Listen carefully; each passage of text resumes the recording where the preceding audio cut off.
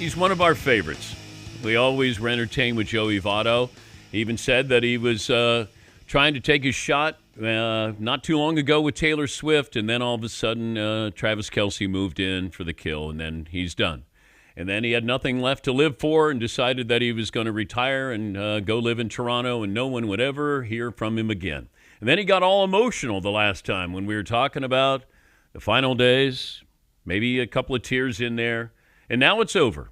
The Hall of Fame career of Joey Votto, freshly retired Reds first baseman, joining us on the program. How's retirement feel, Joey? Why didn't you tell me to quit earlier? We had that last interview and you were kind of nudging me, but push, push. I mean, I wish that I had not wasted the last 6 months of my life. I wish you had told me clearly, hey, it's over. But what is scarier, not playing well or the fact that you're retired or retirement? So I played 17 years with the Cincinnati Reds and all of them great. And the fans were great. I played well for most of it. And then there was just no interest, no major league interest in the offseason and free agency either. And I reached out to the Toronto Blue Jays, my hometown team, and signed a minor league contract with them. And I got hurt in spring training. And truly, it feels like retirement since last fall. It feels like my last game in Cincinnati was, everything went quiet. There was no interest. When you're not on stage, nobody cares. I wasn't able to perform and compete in front of fans on television, do interviews. Your phone goes cold, your circle gets really, really small, and it's really felt like retirement over the past 9 months. So I think if you were to ask me after the last day of the season last year, I would have had a much different answer than I do now. But now I'm not quite as afraid because I basically felt like I've retired over the last 9 months. Yeah, but I've been around athletes for 40 years. You guys don't want to be told when to retire. You have to realize yourself. Even if others see it, I couldn't have convinced you, hey, just stay with the Reds, retire a Cincinnati Red. Don't try to do this anymore. You're good. Come back, retire, have an official retirement with the Reds. But you had to explore that, not me or anybody else. I think in my experience, so I had a pretty serious injury in 2022, and I couldn't stand the idea of injury essentially crushing my competitive ability. And I'm not talking about the internal, I'm talking about the physical ability. And the idea of an injury essentially ending my not my peak, but my ability to compete. When you enter a season, you're thinking, and almost my entire career, I thought I'll be at the All-Star game. Almost my entire career, I thought I'll win an MVP award this year. Virtually my entire career, I thought I'll be trending towards a playoff, a World Series, a great season. I'll be able to look back with positive reflection. And the last couple years, they were just such ugly performances that I thought this year will be the year. I'll be able to prove it. I'll be healthy. I'll be able to be an all-star. I'll prove to them, they should have re-signed me. I'll prove to the league, you should have signed me. I'll be at I'll be able to like have my moment. And at some point, there's an end to it. And I think the thing that I said whenever I was asked, should you end your career? I said, no, no, no. I want the game to tell me I'm done. I don't want a team to tell me I'm done. I don't want somebody in the media or a family member or a friend or a fan to say you're washed. And I was washed. I mean, I was done probably last year at some point, but I'm the one that has to be able to make that decision. And that's where I'm at right now. And I can say I was down in Buffalo. I played for the AAA team in for the Toronto Blue Jays in Buffalo, and I played in Scranton, Wilkes-Barre, and I played in Worcester, if I'm saying that correctly, Massachusetts. I rode the bus. I carried my bags, and I still wanted to make it happen. When I say carry my bags, carry my hotel bags, I was doing the minor league life, and I still wanted to make it happen. And it wasn't until the other day when I didn't want a plate appearance, when the coach was like, "Do you want this at bat?" And I was like, "I don't. I don't." And I've never had that. Wow. I've always had a direction. I've always been like, I'm going that way. And I was like, I'm good. And I'll share a quick story. So I'm sitting on the bench, and the coach asked me if I wanted a plate appearance. And my late father, who died 16 years ago, and I had a really strong relationship. He was, to this day, when you lose someone like that, it's something you can't ever fill. And he and I played catch together, and we loved the Toronto Blue Jays. And our favorite player was Devon White. He had a specific catching style, and he's a fantastic defender and a real charming personality. We just loved him. He was the guy for the Blue Jays, our guy. And so we'd go out and play catch, and he'd try to catch like Devon White. I'm 9 years old, 11 years old, and we're playing catch together. And I'm sitting on the bench in Buffalo, passing on a plate appearance. And guess who's sitting beside me? Devon White. And he said to me, "So what do you think you're going to do?" And he was talking about my hitting style. Like, what adjustments do you think you're going to make? And I go, "I think I'm done." And he goes, "You mean retire?" And I go, "Yeah, I think I'm done." And he goes, "Okay." And it was like a full circle moment to be able to have a childhood. I'm getting emotional thinking and talking about this, but have a childhood icon, and something that I was able to share with my father sitting next to me, and it was poignant, poetic. You draw sort of connections, even if they aren't real, but that felt like a genuine connection for me. That felt like that was almost like poetic. That felt like an end to the story. And I went into the clubhouse, thanked my minor league teammates who in my opinion, deserve to thank you, because I took plate appearances from them. I took playing time from them. The guy that I replaced hit a grand slam, I think today or yesterday, where I would have been playing. And that was enough. That was enough. Thank the manager, thank the general manager, and then I shared with the public that I'm retiring, and that's it, in the best of ways. So I feel good about it.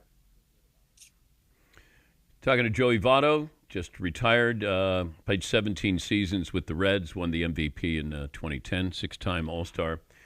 But you came to that conclusion. No matter Yeah. how you came to it, you came to it, and that's what's difficult. Like, I'm going to have this in 3.5 years. I'm going to retire. It's going to be December 24th of 2027. So I'm planning on it because I don't want to hold on and have people laugh at instead of with. That I want to make sure that I'm sharp doing this. And you got to be you got to be on top of everything for 3 hours it's live. And I do worry about that. I got memory issues. You're just trying to make sure that you're still doing it great, because sometimes nobody tells you. Maybe you are slipping a little bit. And so I had to put the expiration date on my career, at least doing this every single day. That's a different experience. My expiration date happened in the moment, Yeah. and people like you and the game and my former team and the league were telling me, "We're good. You're not an interesting player for us. You're not the future. We have playing time that we want to give to other players." Whereas I see it. You see it with Bob Costas, or you see it with some of the other icons in media. They're just always going to be in demand. Charles Barkley, same sort of thing. They're just always going to be in the demand, and you'll be the very same. But it's interesting to me that you're electing to call it. And I wasn't able to do that. It's just different. I'm 40. I feel good. I feel good. So the idea of stopping something I've been doing my entire my entire adult life, my even my teen years. I was having a conversation with my mother yesterday, and after this we can lighten it up a little bit, but I was having a conversation with my mother yesterday, and we were sitting down so when I was 18 years old, my mom's been working at the very same restaurant. She's a sommelier, one of the best sommeliers in Canada, and she works at a prestigious restaurant. And when I was 18 years old, I let her know I'm going, and I was about to hop on a plane. She's crying, crying, crying. And I go back to the very same restaurant and I sit with her and we have, I don't drink, but we had a little bit of wine. Typically I don't drink. And we had like a celebratory glass of wine. And I said, we made it. We made it. And I said to her, you know, the thing I'm not worried about not playing anymore, but when my father died, I used baseball as my escape.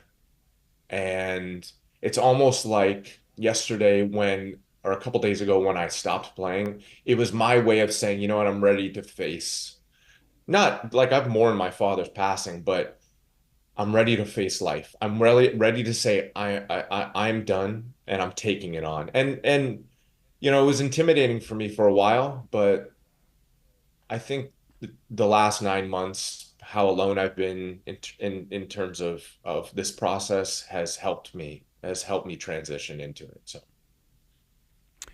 Um, what was it like to have teammates ask you to buy beer for the guys were down so good to me down there. There was it's interesting because I had some people tell me that they were emotional afterwards, and I thought, there's some players that looked up to me. If there was a one or two Canadian players that like me as a player. And I was like, really? You're just my teammate. You don't think when you're competing every day, when you're training uh, towards being your very best, that anybody cares about you. And generally speaking, in life, most people are concerned about themselves. But I think that when Griffey Jr., for example, transitioned out of Cincinnati, I was like, oh man, that was my teammate. That was I played his video game. I watched him as a boy. And so you don't realize the sort of impact you have, but it was a great experience. It was hard. The hardest thing I did this last 9 months, essentially always being told no, and I was the only one saying yes. And the game telling me no, and I'm saying yes. Airbnbs, basically 5 months of hotels, them? hurt the whole time, minor league complex.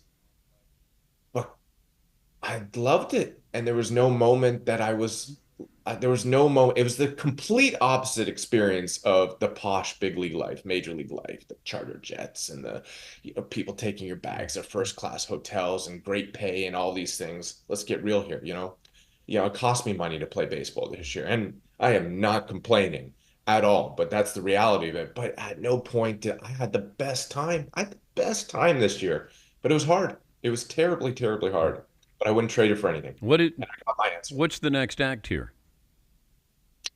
Got a trip to Milan next month. I'm going there's a big baseball card signing in Milan. You didn't know there Really? was. No. No. No, the next act, it'd be nice to be home for a little bit. And I had lunch with my family, my big family. My family had a lunch across in Niagara Falls. And this was on an off day in while I was playing for Buffalo, and I was like, this is way better than what I'm doing. Like carrying around my nephew and playing with him and my niece and seeing my mom, and then my grandmother is a great grandmother to my niece and nephew. It's like we're having lunch and taking our time. It was the best of life. So there's only so much in that. I'm gonna have to continue to drive forward with something, but maybe I'll replace you. Oh, it'll be the Dan Patrick Show and featuring Votto Joey show. Votto. Yeah, yeah. Do you still hate Travis Kelsey for moving in on Taylor Swift before you had Are the they getting opportunity? are they getting married or are they just sinners living together? What is I this? don't know. What are their parents saying about that? Are they just gonna, you know, just, I, I don't know. I think they have their own homes. I think what they, about the family unit? What's going on? What about the family unit? What is this? You know? What could have been? What could have been? But you waited. Kidding, You by were the in the way. on deck circle. You were in the on deck circle for Taylor Swift, and Kelsey came in and went yard. Yeah, well, scored a touchdown. It's good. Sort of thing. Yeah. uh, well, you know what? I look forward to seeing you in the media. I think that'll be great. I should do Playoff that. analyst, that'd be nice. Huh? You think I Yeah, should do I that? think I. How's the travel Yes. with that? You're there for a few days in cities because you'll be there for a series, and so you have an opportunity to go, and whatever, how many 4 days, five How's days in a city, and then what? the spread? How's the spread? How's the spread? Yeah. You'll be treated. Clubhouse spread. You'll be good. Your clubbies, they'll still take care of you, or maybe Jeter buys you dinner. Can you imagine though, just traveling around and talking about other people doing stuff? I will say this. I've been, and I don't It's know how much called more, it's called being in the media, Joey. That's right? what you do. You talk Right? about other people. You always want to talk about yourself. Now you have to talk Oh, about others. this is the thing that I'm most excited about. I say this sincerely. This career, this baseball thing, this athlete thing is so selfish. It is, my body's my business, but it's all about me, me, me, me, me. And the thing Yeah. that I am most looking forward to are using the words we, they, her, him. Like you were on. I get it. I'm looking forward to talking about other people, and whether I do that in the media landscape or I do that just in my community, whether volunteering or a family or my friends or what have you, I'm most looking forward to that because I feel like it'll rewire my brain. I think it'll put me in a healthier place because you are constantly concerned about yourself, and I'm tired of that. I'm tired of that. And so that's when and what if I do that for TBS or Fox or ESPN or whomever, that'll be great too. And I think I'll have a great time. So, yeah. Dan, Well, we thank had you a for good sharing. time too. You Yeah, took we did. great care. I'm a nobody and you Well, put me on the show and you made me feel welcome. So thank you so much. let's stay in touch. I'd love to. How about that, I'll Aaron see you Judge? in Milan. I'll Yeah. see you in Milan. Yes. Bring your Thank Sharpie. thank you, Joey. Thanks, Dan. Joey Votto, former Reds first baseman and future Hall of Famer.